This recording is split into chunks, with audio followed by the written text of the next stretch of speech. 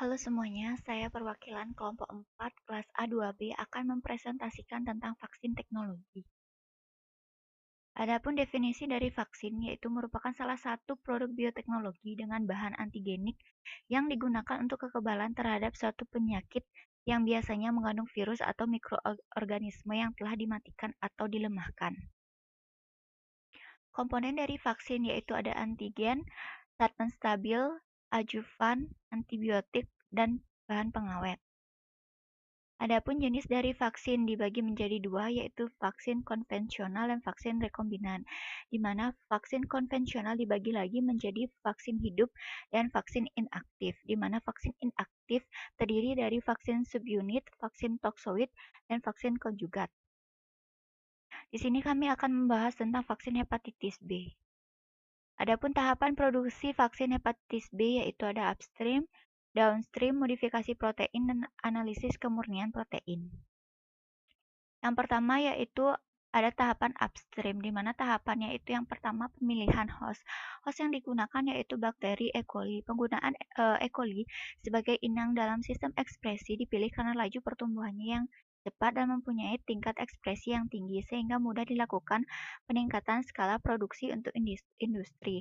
Kemudian ada sumber gen. Vaksin rekombinan hepatitis B berasal dari gen HBV yang mengkode senyawa penyebab penyakit yang diisolasi dari virus hepatitis.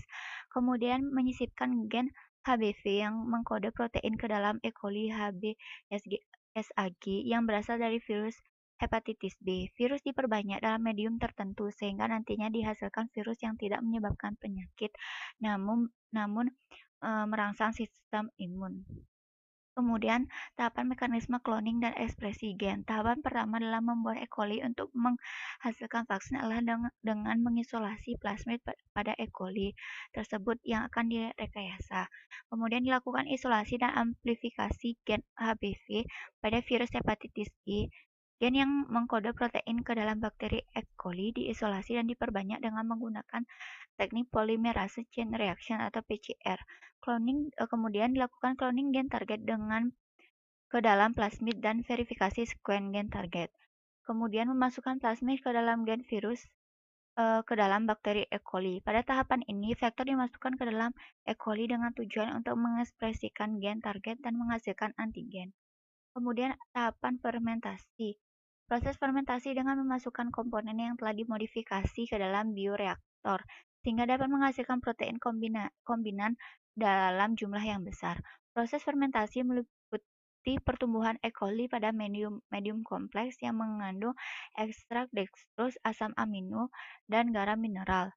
Protein dilepaskan dari E. coli melalui pengerusakan sel, kemudian dipurifikasi dengan metode fisika kimia. Selanjutnya, protein dimasukkan ke dalam larutan buffer fosfat dan formaldehyde, dipercepat dengan menggunakan potasium aluminium sulfat. Kemudian selanjutnya tahapan downstream, di mana tahapan pertama yaitu rilis dan isolasi antigen yang bertujuan untuk melepaskan sebanyak mungkin virus atau bakteri. Untuk mencapai hal ini, antigen akan dipisah dari sel dan diisolasi dari protein dan bagian lain dari medium pertumbuhan yang masih ada. Kemudian tahapan pemanenan bulk dan pemurnian, di mana pemurnian protein dilakukan dengan bantuan multiple atau one-step kromatografi. Untuk vaksin hepatitis sendiri, berdasarkan literatur yang diperoleh masih menggunakan multiple kromatografi, yaitu menggunakan 2 atau lebih kromatografi. Kemudian selanjutnya memecahkan protein dengan memanfaatkan derajat hidrofobisitas. Hal ini tergantung pada terjadinya interaksi hidrofobik permukaan protein dan gugus hidrofobik yang terkait secara kovalen dengan matrik yang sesuai. Kemudian meningkatkan kekuatan ionik larutan dengan menambahkan garam netral untuk meningkatkan hidrofobisitas molekul protein. Kemudian hidrasi ion garam dalam larutan menghasilkan kerangka molekul air yang teratur yang terbentuk di sekitar ion masing-masing. Ini menarik molekul air dari molekul protein yang pada gilirannya membantu membuka tutup domain hidrofobik pada permukaan protein. Kemudian protein yang lebih hidrofobik semakin erat mengikat. Setelah tahapan pencucian, protein terikat dapat dielusi dengan memanfaatkan kondisi yang meningkatkan penurunan interaksi hidrofobik.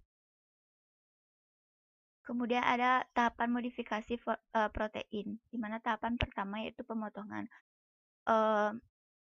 Untuk menghasilkan vaksin, maka tahapan yang utama adalah mengisolasi plasmid pada sel bakteri dan mengisolasi gen pengkodoan pada protein HBV. Kemudian plasmid tersebut dipotong dengan menggunakan bantuan enzim, yaitu restriksi enzim endonuklease, yang umumnya diperoleh dari bakteri yang mana dapat mengenal DNA untai ganda dengan urutan basa spesifik serta memotong pada tempat yang tertentu.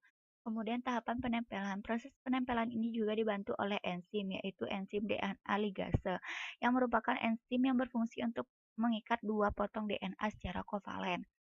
Kemudian ada polimerasi, yang merupakan gen yang mengkode protein ke dalam bakteri E. coli, diisolasi dan diperbanyak menggunakan teknik PCR. Tahapan ini dikatalis oleh enzim DNA polimerase, adalah enzim yang menggunakan satu DNA untai tunggal sebagai cetakan untuk mensintesis untai kedua yang komplement dengan cetakannya.